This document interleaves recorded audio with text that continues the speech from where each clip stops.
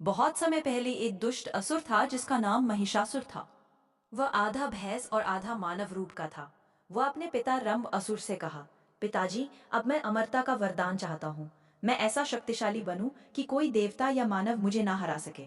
रंभ ने कहा, बेटा, उसकी प्राप्ति कठिन है, पर तपस्या से ब्रह्मा जी को प्रसन्न कर तुम वरदान मांग सकते हो।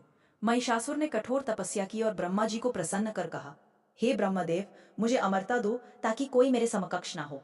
ब्रह्मा ने उत्तर दिया, अमरता मैं नहीं दे सकता, पर ऐसा वरदान दूंगा कि न तो कोई देवता न ही पुरुष तुझे मार सकेगा। केवल एक स्त्री ही तेरे अंत का कारण हो सकती है। महिषासुर ने गर्व से कहा, मैं उस दिन का इंतजार करूंगा जब कोई स्त्री मेरी हार होगी। वरदान पाकर महिषासुर ने स्वर्ग लोक पर आक्रमण किया। इंद्र की सेना को परास्त कर स्वर्ग का अधिपति बन बैठा। इंद्र ने आंसू बहाते हुए त्रिदेव से कहा, हे देवों, हमें इस महिषासुर से मुक्ति चाहिए। वह हमें मार रहा है, हमारा राज छीन लिया है। ब्रह्मा ने कहा, इस दुष्ट को हराना कठिन है, मुझे देवी की शक्ति दिखानी होगी। विष्णु और शिव ने अपनी अपनी शक्तियां एकत्रित की और एक दिव्य देवी का सृजन हुआ। देवी दुर्गा अवतरित हुई, 10 भुजाओं वाली, सिंह पर सवार। माँ दुर्गा ने त्रिदेव से कहा, आपकी शक्ति मेरे अंदर है, मैं जाकर इस दुष्ट का नाश करती हूँ। देवताओं ने देवी को अपने अंगों के अस्त्र दिए। शिव ने त्रिशूल, विष्णु ने चक्र, इंद्र ने वज्र, अग्निदेव ने अग्नि, वायु ने धनुष और बाण। माँ दुर्गा ने अपने सिंह को कहा, चले बेटा, चलो लेकर आती हूँ इस दुष्ट महिषासुर के अंत की गाथा। जब युद्ध शुरू हुआ, महिषासुर ने मनुष्य, घोड़े, सिंह, हाथी और भैंस के रूप बदलते हुए देवी पर कई बार प्रहार किया। देवी दुर्गा ने शांत स्वरों में कहा, महिषासुर, तुम्हारा अभिमान ही तुम्हारा पतन होगा। अब तेरी क्रूरता का अंत होगा।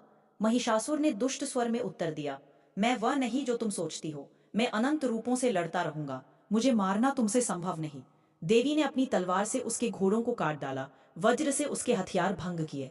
हर बार जब वह रूप बदलता, देवी दुर्गा अपने अस्त्रों से उसे मार गिराती। 9 दिनों तक चला यह युद्ध। महिषासुर अंत में भैंस के रूप में आया, पर देवी दुर्गा ने अपना त्रिशूल भैंस के मस्तक में गाड़ दिया और उसकी गर्दन उखाड़ कर रख दी। महिषासुर घातक चोट से गिरा और चिल्लाते हुए बोला, हे देवी, तुम्हारी शक्ति के आगे मेरी हार हुई। मैं अब तुम्हें दंड देने के योग्य नहीं। माँ दुर्गा ने कहा, तुम्हारी क्रूरता और दुष्टता का यह अंत है। त्रिलोकों के लिए अब शांति आएगी। उसके बाद देवी ने तलवार से उसका सिर काट दिया और महिषासुर मरा। देवताओं ने जय घोषित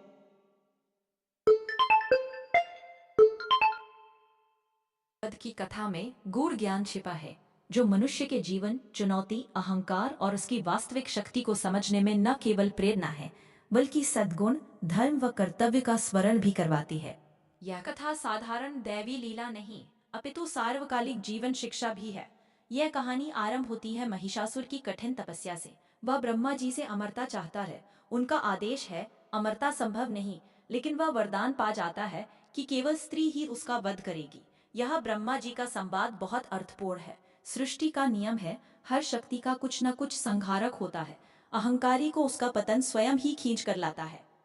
महिषासुर वहां से लौटकर स्वर्ग, पृथ्वी, यमलोक तक जीत लेता है। विवेकहीन अहंकार में मदान होकर वह देवताओं, मानवों, यहाँ तक कि स्त्रियों को भी कमतर समझता है।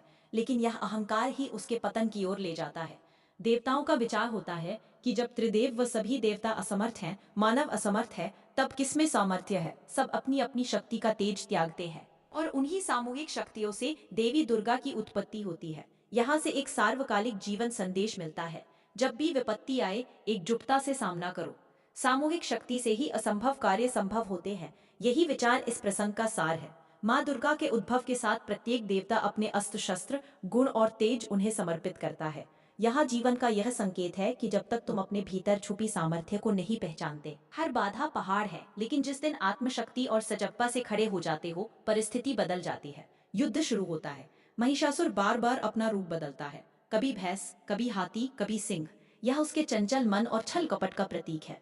माँ दुर्गा हर बार धैर्य, साहस और विभिन्न अस्त्रों से उसका सामना करती है। यह गूढ़ संदेश है, जीवन की समस्याएं भी अपना रूप बदलती रहती हैं, लेकिन संयम, विवेक और सही प्रयास से कोई भी समस्या, कितनी भी विकराल क्यों न हो, परास्त की जा सकती है।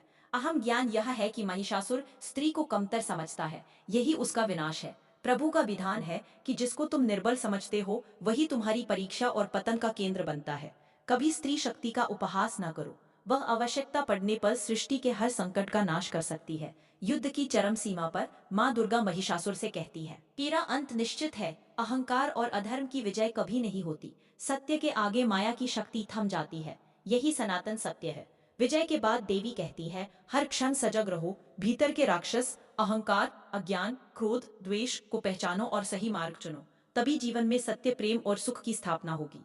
इस कथा का सार यही है, जब धार्मिकता, साहस, संयम और श्रद्धा के साथ संकटों का सामना करते हो, तब असंभव भी संभव हो जाता है। देवी की विजय केवल दानव पर नहीं, अपितु भीतर की बुराइयों पर विजय का भी प्रतीक है, जो हर व्यक्ति के जीवन में घटित हो सकता है। अंत में यही शिक्षा की दिव्य शक्ति हर किसी के भीतर निर्बाध प्रवाहित है। उसका स्मरण, जागरण और सजगता ही जीवन को विजय, शांति और आनंद की ओर अग्रसर करता है।